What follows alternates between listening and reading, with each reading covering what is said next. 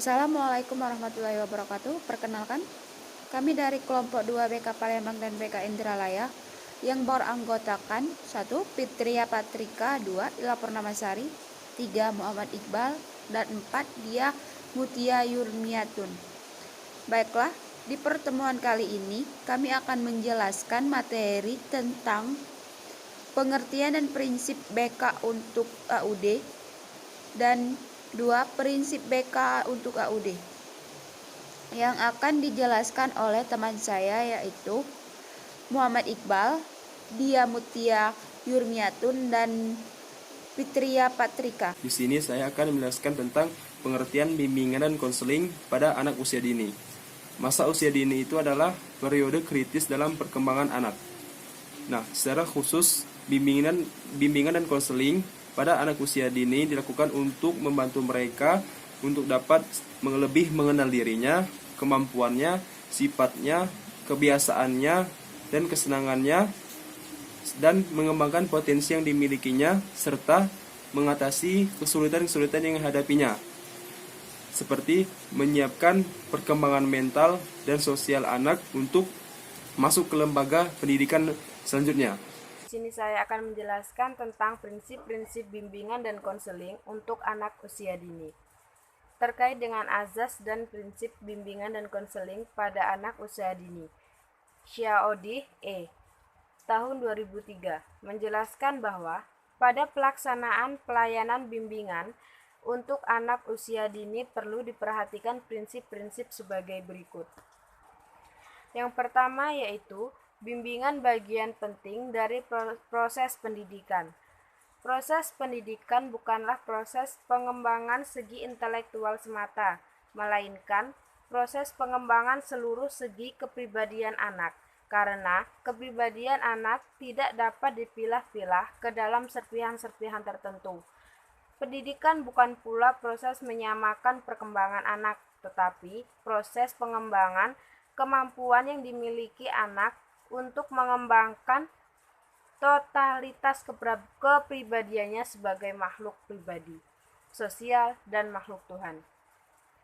Kehadiran bimbingan dalam praktik pendidikan tidak cukup dikaitkan dengan proses pengajaran, melainkan juga perlu dikaitkan dengan berbagai kegiatan lain yang menunjang pertumbuhan dan perkembangan anak. Kemudian yang kedua, bimbingan diberikan kepada semua anak, bahkan bukan hanya untuk anak yang menghadapi masalah. Semua anak didik memerlukan bantuan, baik yang dianggap memiliki masalah maupun anak yang tidak menghadapi masalah. Anak yang dianggap tidak memiliki masalah tetapi tetap membutuhkan bimbingan karena anak perlu tetap mengembangkan kemampuan yang ada pada dirinya. Bantuan yang diberikan kepada anak seperti ini bersifat pencegahan dan pengembangan. Sementara, bimbingan untuk anak yang bermasalah lebih bersifat perbaikan. Selanjutnya yaitu yang ketiga, bimbingan merupakan proses yang menyatu dalam semua kegiatan pendidikan. Bimbingan merupakan salah satu kegiatan pendidikan di samping pengajaran dan latihan. Pelaksanaan bimbingan pada anak usia dini tidak dapat dipisahkan dalam keseluruhan proses pembelajaran. Kegiatan guru melaksanakan kegiatan pengajaran dan latihan. Ketika itu, guru juga dapat melaksanakan proses bimbingan dengan menggunakan metode pembelajaran yang seringkali digunakan dalam mengajar.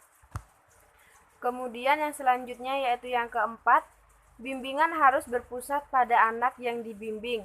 Kejelasan arah kepada siapa proses bimbingan itu dilakukan akan mewujudkan hasil yang baik dari suatu proses yang dilakukan. Guru tidak boleh sembarangan memberikan bimbingan.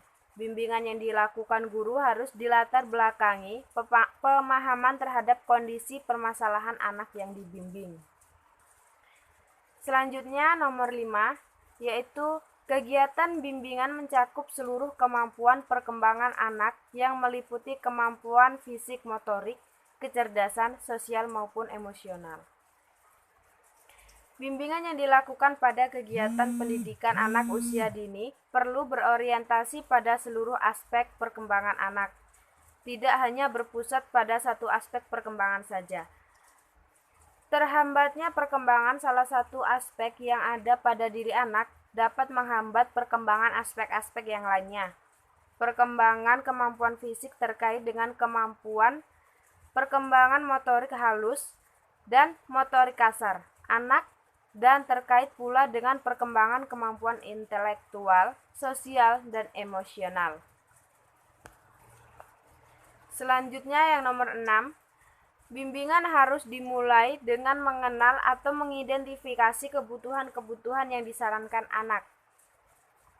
Bimbingan untuk anak usia dini diawali dengan mengidentifikasikan berbagai kebutuhan anak karena masing-masing anak memiliki kebutuhan yang berbeda-beda.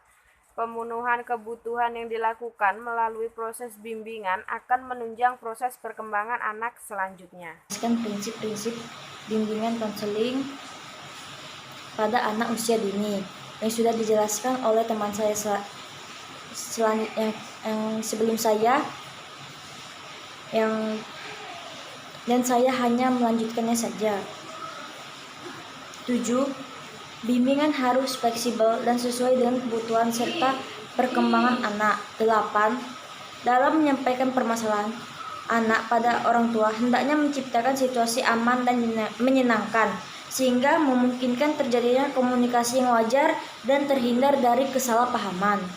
9. Dalam melaksanakan kegiatan pembimbingan, hendak orang tua diikutsertakan agar mereka dapat mengikuti perkembangan dan memberikan bantuan kepada anaknya di rumah. 10.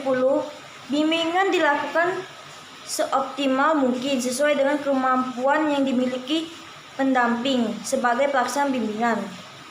Bila mana masalah yang terjadi perlu ditindaklanjuti, maka guru pembimbing harus mengkonsultasi kepada kepala sekolah dan tenaga medis.